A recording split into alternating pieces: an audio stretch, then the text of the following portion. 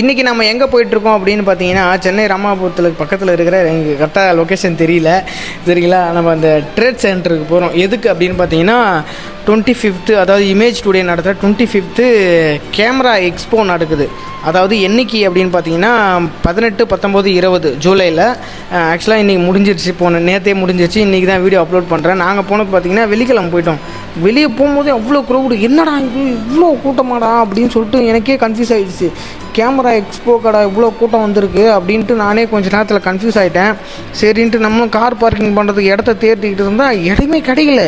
ஏன்னா அவ்வளோ காசு நிற்கிது. என்னடா இது ஸ்கூல் பசங்களாம் வந்திருக்காங்களே, எனக்கு ஒன்றுமே புரியல. கேமரா எக்ஸ்போக்கு எதுக்குடா ஸ்கூல் ஸ்டூடெண்ட் அதுவும் சின்ன குழந்தைங்களாம் கூப்பிட்டு வந்திருக்காங்களே அப்படின்ட்டு திருன்னு முழிச்சிக்கிட்டு போகிறேன்.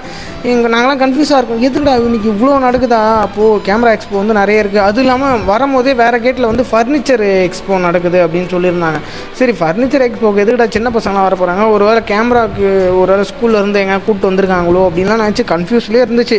சரி இன்றைக்கி உள்ளே போய் பார்த்துடலாம்டா அப்படின்னு பார்க்கும்போது, நான் போன வாட்டி ஒரு 3 months முன்னாடி ஒரு எக்ஸ்போ நடந்துச்சு. அப்போ வரும்போது இந்த பில்டிங் வரல, வேறு பில்டிங் போனோம். இங்கே பார்த்தோன்னா என்னடா இப்போ இந்த பில்டிங்கில் வைக்கிறாங்க, ஏன்னா இவ்வளோ கூட்டம் இருக்குது, இந்த பில்டிங் தான் வைப்பாங்க போல் அப்படின்னு நான் நினச்சேன். அது என்னன்னு தெரியல. சரி உள்ளே போய் பார்த்தா தானே தெரியும் அப்படின்னு நினச்சிக்கிட்டு நாங்களும் உள்ளே போனோம். கார் பார்க்கிங்கே சுத்தமாக கிடைக்கல. சரின்ட்டு செகண்ட் ஃப்ளோரில் போய்ட்டு கார் பார்க்கிங் பண்ணிட்டு அங்கேருந்து நடந்து வர மாதிரி ஆயிடுச்சு. சரி நடந்து அங்கேருந்து பொறுமையாக பொடி நடையாக போட்டிருந்தோம். ஆனால் எவ்வளோ காருங்க, இவ்வளோ கூட்டமாடா, உள்ளே எப்படி போய் நம்ம வாங்க போகிறோம் அப்படின்ட்டு எனக்கு கன்ஃபியூஸாக ஆகிடுச்சு. சரி அப்படியே வெளியே வந்துட்டோம். வெளியே வந்து பார்த்தோன்னே நான் இப்போ தான் ஃபஸ்ட்டு இந்த பில்டிங்கை பார்க்குறேன். ஆனஸ்ட்டாக சொல்கிறேங்க, இப்போ தான் நான் ஃபஸ்ட்டு இந்த பில்டிங்கே பார்க்குறேன். ஏன்னா இவ்வளோ சென்னையில் இருந்துக்கிட்டே நான் இந்த பக்கத்தில் இருந்துக்கிட்டு இங்கே போய் இந்த எக்ஸ்போக்கு நான் போனால் வெளியே பார்த்துட்டு அங்கே எங்கே போனோமோ அந்த ரூமில் போயிட்டு வந்துடுவோம். பட் இந்த கன்வென்ஷன் ஹாலை வந்து நான் பார்த்ததில்ல. இந்த ஹாலை இது என்ன நடக்குதுன்னு தெரியல. இவ்வளோ பெரிய ஹால் ஆகி சரி இது உள்ள என்னடா எக்ஸ்போ நடக்குது அப்படின்னு சொல்லிட்டு எனக்கு ஒரு பக்கம் டவுட்டு. சரி இருந்தாலும் அங்கே இருக்கிறவங்க யார்கிட்ட கேட்டால் தெரிய போகுது அப்படின்னு சொல்லிட்டு நான் அங்கே இருக்கிற ஒருத்தங்கிட்ட கேட்டாங்க. சொன்னாங்க இண்டஸ்ட்ரியல் ரிலேட்டடாக ஓரியன்ட்டாக அங்கே வந்து ஒரு எக்ஸ்போ நடக்குது அப்படின்னாங்க. அது நம்மளுக்கு செட் ஆகாதுராப்பா அப்படின்னு சொல்லிட்டு, நமக்கு இண்டஸ்ட்ரி என்னன்னு செவன்த்துன்னு தெரியல, நமக்கு தான் சினிமா இண்டஸ்ட்ரி மட்டும்தான். சரின்ட்டு நம்ம இந்த பக்கம் வந்துட்டோம். ஃபஸ்ட்லாம் பார்த்தீங்கன்னா நம்ம பேர்லாம் ரிஜிஸ்டர் பண்ணிட்டு, நம்ம ஸ்டுடியோ நேம்லாம் ரிஜிஸ்டர் பண்ணிட்டு, அதுக்கப்புறம் என்ன பண்ணுவாங்கன்னா ஒரு ஸ்டிக்கர் மாதிரி கொடுப்பாங்க, அதை ஒட்டிட்டு போகலாம். இதில் அங்கே வந்து விஐபி பாஸ் போட்டிருக்கோம் 100 ரூபீன்ட்டு. எதுக்கு விஐபி பாஸ்ன்னு எனக்கு தெரியல. எனக்கு தெரிஞ்சால் யாராவது கமெண்டில் பண்ணுங்கள். சரி நாங்கள் அந்த சுற்றி முற்றி பார்த்தோம், ரிஜிஸ்டர் பண்ணுற இடமா எதனா இருக்குமான்ட்டு. சரி இல்லை, ஏன்னா நம்ம எத்தனை எக்ஸ்போக்கு போகிறோமோ அத்தனை எக்ஸ்போ நடத்துகிறாங்க இல்லையா, அங்கே போய்ட்டு நம்ம வந்து அந்த ரிஜிஸ்டர் பண்ணிட்டு போகணும். இந்த மாதிரி ஸ்டுடியோவில் வந்திருக்கோம் அப்படின்னு சொல்லிட்டு.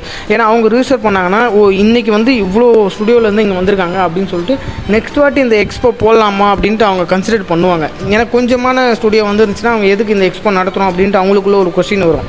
ஸோ முடிஞ்ச அளவுக்கு எங்கேயாவது ஒரு இடத்துக்கு போகிறீங்கன்னா, பிஸ்னஸ் ரிலேட்டடாக இல்லை ஸ்டூடெண்ட் ரிலேட்டடாக எங்கன்னா போகிறீங்கன்னா, போகிற இடத்துல அங்கே ரிஜிஸ்டர் இருந்தால் கன்ஃபார்ம் ரிஜிஸ்டர் பண்ணிட்டு போங்க. அது அவங்களுக்கும் நமக்கும் ஒரு எப்படி சொல்கிறது, ஒரு உறவை அதிகப்படுத்தும் அப்படின்னு கூட சொல்லலாம். சரிங்களா.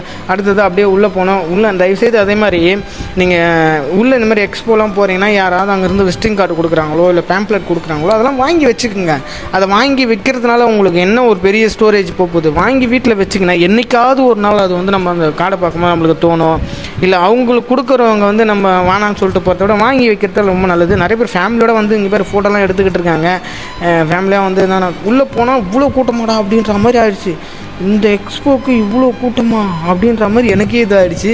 ஏன்னா 3 months முன்னாடி போன எக்ஸ்போவில் வந்து அந்தளவுக்கு கூட்டம் கிடையாது, க்ரௌடு இல்லை. சரின்ட்டு நிறைய ஸ்டாலும் இல்லை.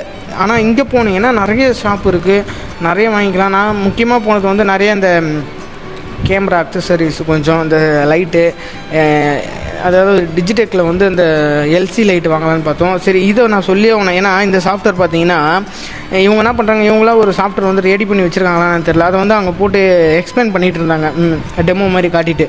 என்ன சாஃப்ட்வேர்னால் இந்த ஃபோட்டோஷாப்பு, வீடியோகிராஃப்லாம் வந்து ஒரே சாஃப்ட்வேரில் வந்து ஈஸியாக எடிட் பண்ணுற மாதிரி. நமக்குலாம் எடிட்டிங் பண்ணுறதுக்கு, ஃபோட்டோஷாப்லாம் பண்ணுறதுக்கு சிஸ்டம் தனியாக பில் பண்ணணும். இதுக்கெலாம் வந்து ஒரு 1 lakh ஆகும், ஒரு 15,000 மேலே தான் ஆகும் அப்படின்னு நினச்சிக்கிட்டு இருக்கோம். ஆனால் இவங்க பார்த்தீங்கன்னா இந்த சாஃப்ட்வேரை பேசிக்கான ஒரு சிஸ்டம்லேயே வந்து ரன் பண்ணுற அளவுக்கு ஒரு சாஃப்ட்வேரை மேக் பண்ணி வச்சுருக்காங்க. என்ன தான் நம்ம இந்த மாதிரி சாஃப்ட்வேர்லாம் யூஸ் பண்ணாலும் நமக்கு ப்ரொஃபஷனல் அவுட்புட் வரணும்னா கம்பல்சரி நமக்கு வந்து அடோபாக இருக்கட்டும் இல்லை டாவின்சியாக இருக்கட்டும், ஸோ இந்த மாதிரி ப்ரொஃபஷ்னலாக ஒரு சாஃப்ட்வேரில் பண்ணால் மட்டும்தான் அந்த அவுட்புட் கிடைக்கும். நிறைய இடத்துல நாங்களும் நிறைய விதவிதமாக நிறைய எனக்கு தெரியாத விஷயத்தில் நிறைய கற்றுக்கிட்டேன். ஏன்னா நான் இப்போ தான் அந்த ஃபோட்டோகிராஃபிக்கு வந்து நான் இப்போ தான் கொஞ்சம் ஜாயின் பண்ணியிருக்கேன், இப்போ தான் கற்றுக்கிட்டு இருக்கேன். ஸோ அதனால் உள்ளே வரும்போது நிறைய இந்த எக்ஸ்போலாம் பார்க்கும்போது எனக்கு ஆச்சரியமாக இருக்குது, பிரமிப்பாக இருக்குது. ஏன்னா ஒரே இடத்துல எல்லாமே கிடைக்கும் அப்படின்னு சொல்லிட்டு. முக்கியமாக இது எதுக்கு அப்படின்னு பார்த்தீங்கன்னா, இந்த ஈவெண்ட் ஃபோட்டோகிராஃபி நான் பண்ணுறவங்களுக்கு இந்த பென்ட்ரைவ் வாங்குறதுக்கான கடை மொத்தமாக லாட்டாக எல்லா இடத்துலையும் ஒரே இடமா கிடைக்கும். இந்த அம்பர்லா சங்கனுக்கு போகிற அம்பர்லா வாங்குறதா இருக்கட்டும், அடுத்தது நம்ம கேமரா கேரி பண்ணுற பேகு, அதுக்கப்புறம் நம்ம ட்ரைபாடு போடுற பேகு, இந்த மாதிரி நம்ம ஆல்பம் டிசைன் பண்ணுறதுக்கு என்ன மாதிரியான பிஎஸ்டி யூஸ் பண்ணலாம், டிசைனிங்கு, அதுக்கப்புறம் ஆல்பம் எந்த மாதிரி ஷீட்லாம் இங்கே இருக்கும். ஆல்பமுக்கு வந்து நிறைய பேர் ஆல்பம் லேப்லாம் வச்சுருப்பாங்க இல்லையா, அவங்களாம் இந்த இடத்துல மொத்தமாக இருப்பாங்க. அதுவும் இந்த பஞ்சாப்லேருந்து, ஹரியானாவிலேருந்து, இந்த மாதிரி அதர் ஸ்டேட்லேருந்தும் வந்து இங்கே வந்து ஆல்பம் டிசைன் பண்ணுறவங்களாம் இருக்காங்க. நம்ம ஆல்பம் டிசைன் பண்ணிவிட்டு நம்ம அவங்களுக்கு சென்ட் பண்ணிட்டோம்னா அவங்க எல்லாத்தையும் போட்டு கொடுப்பாங்க, இந்த ஷீட் அப்படி தான் அப்படின்ட்டு. நிறைய நான் பார்த்து பரவாயில்லப்பா அப்படின்ற அளவுக்கு தான் இருந்துச்சு. இது ரோபோ ஒன்று நிற்கிது அப்படின்னு எனக்கு ஆச்சரியமாயிடுச்சு, என்னடா இங்கே அப்படின்ட்டு. ஆக்சுவலாக இந்த ரோபோ எதுக்கு அப்படின்னு பார்த்தீங்கன்னா, இந்த ரோபோலாம் நம்ம வந்து பார்த்திங்கன்னா நிலா, இந்த ரோபோ பேர்.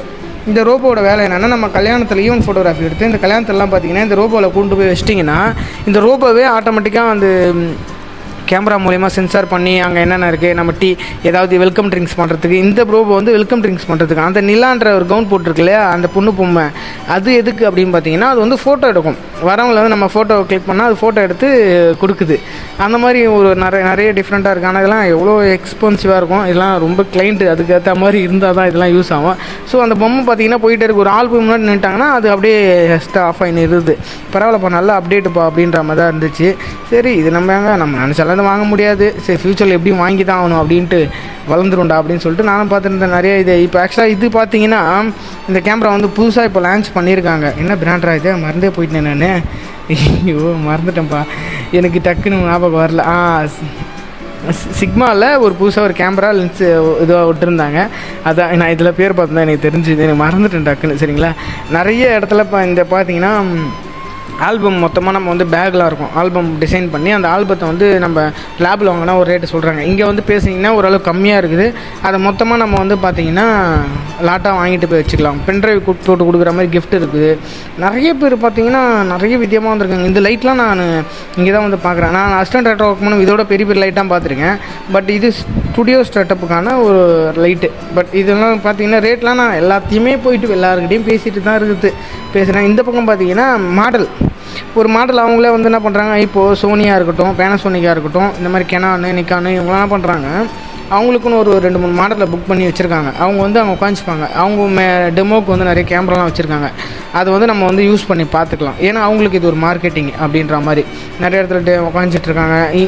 ஒரு சில எப்படின்னா மாடல்னால் இந்த பிராண்டில் இருப்பாங்க, உடனே அந்த பிராண்டுக்கு போவாங்க.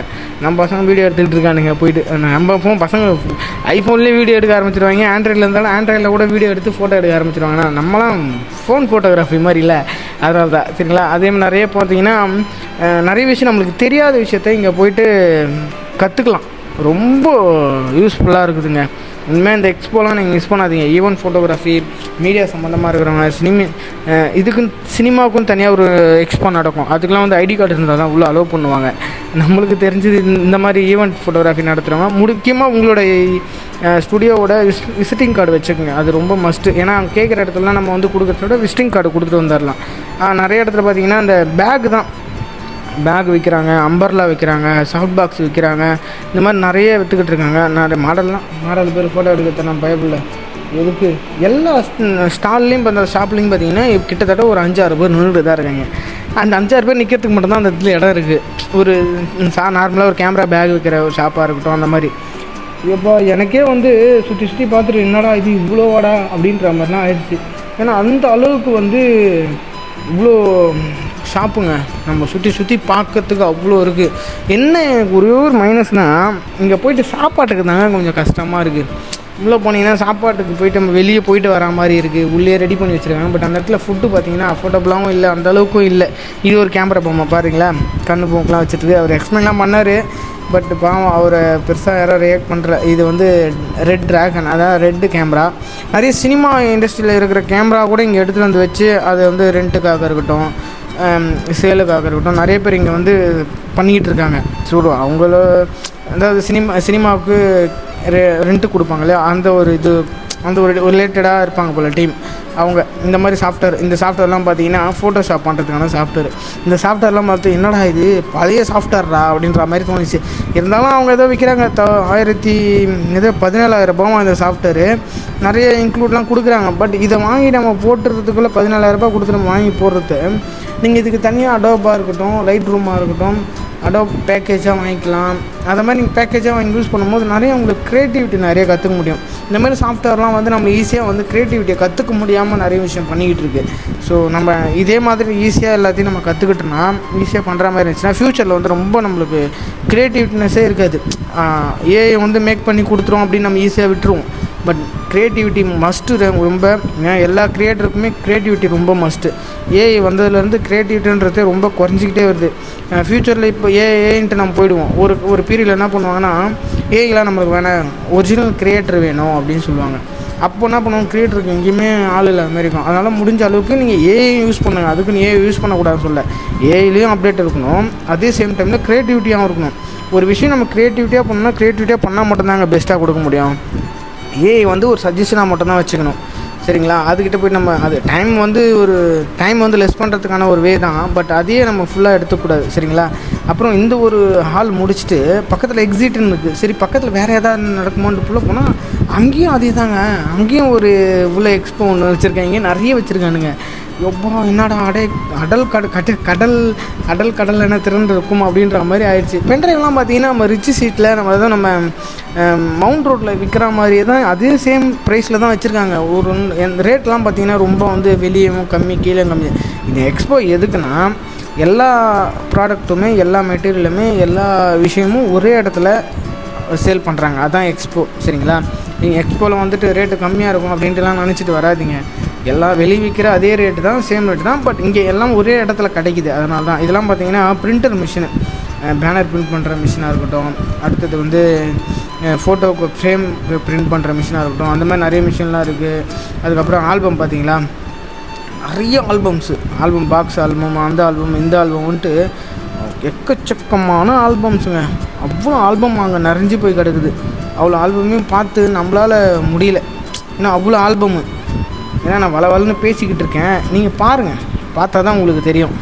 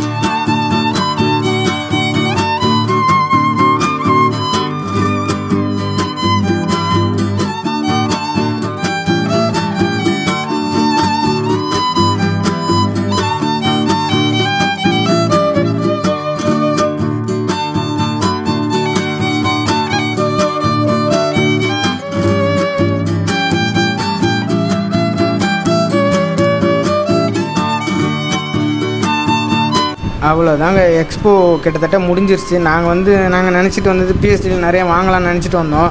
பட் ரொம்ப இங்கே கிடைக்கல. ஒரு இடத்துல மட்டும் சேட்டாக்கிட்ட வாங்க பிஎஸ்டி, மற்றபடி நாங்கள் பெருசாக எதுவும் இங்கே இருக்கலை. ஏன்னா நிறைய நாங்கள் எக்ஸ்பெக்ட் பண்ணி வந்தோம். நாங்கள் இங்கே எக்ஸ்பெக்ட் பண்ணி வந்த அளவுக்கு நிறைய விஷயம் இங்கே கிடைக்கல. அதுதான் மேட்ரு. ஏன்னா பிஎஸ்டி சம்மந்தமாக நிறைய இங்கே ஷாப் இன்றைக்கி போடல. சரி வெளியே வந்துட்டோம். வெளியே வந்து சாப்பிடலாம், பசி வேறு 5 ஆயிடுச்சு. சரி நாங்கள் வந்ததே 12 மணி, ஒரு 5 ஹவர்ஸ் உள்ளே போயிடுச்சு. சரின்ட்டு உள்ளே வந்து வெளியே சாப்பாடு சாப்பிட்லாமான்ட்டு வெளியே நாங்கள் சுற்றி பார்த்தா சாப்பாடு கிடைக்கிறதே கஷ்டங்க. ஏன்னா 5 மணிலாம் முடிஞ்சிருச்சுல ஸ்நாக்ஸு. சரி பரவாயில்லடா அப்படின்னு சொல்லிட்டு பார்த்தா பாப்கார்னு ஜூஸு அந்த மாதிரி தான் இருந்துச்சு. என்னடா இது அப்படின்னு சொல்லிட்டு நம்ம பயப்புள்ளைங்க இருக்குதுங்க பார்த்தீங்களா, டஸ்ட்பினில் போடாது. எக்ஸ்ட்ரா 4-5 டஸ்ட்பின் வச்சுருக்கணும் இந்த இடத்தெல்லாம், ஃபுட்டு சாப்பிட்ற இடத்தெல்லாம். ஆனால் இவங்க வந்து தப்பு பண்ணிட்டாங்க. ஒரே இடத்துல ஒரு டஸ்ட்பின் ஓகே, ஃபுல்லாக அந்த இடத்துல மொத்தமாக கொட்டி வச்சிட்டாங்க. இது ரொம்ப பார்க்குறதுக்கு நமக்காக நடத்துகிறத நம்மளே வந்து அசுத்தம் பண்ணுறது ரொம்ப தப்பு. நீங்கள் அவங்ககிட்ட டஸ்ட்பின் கேட்டிருந்தா கொடுத்துருப்பாங்க. சரி என்ன பண்ணுறது, நம்ம பயப்புள்ளைங்க புத்தியாச்சே. சரி அப்படின்னு சொல்லிட்டு கிளம்புனா. இந்த வீடியோ பிடிச்சி லைக் பண்ணுங்கள், ஷேர் பண்ணுங்கள்.